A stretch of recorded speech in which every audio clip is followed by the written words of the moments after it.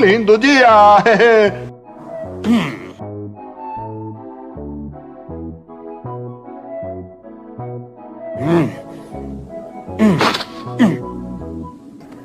Muito bem. Quer dizer que em vez de pagar o aluguel que me deve, com o dinheiro comprou um terno. É bonitinho, né? E olha que não é nem sob medida.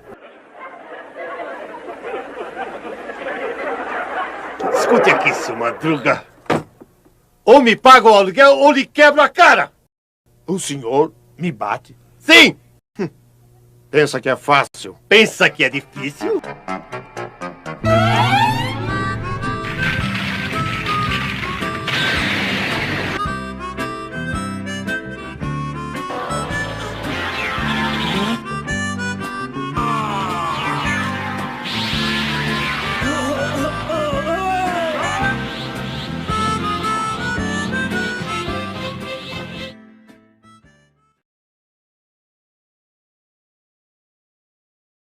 O senhor não dá nem pro cheiro. Como disse? Escutou muito bem. Já sabe que não vale dar golpe baixo, hein? Que nem seu melhor. Agora vai ver.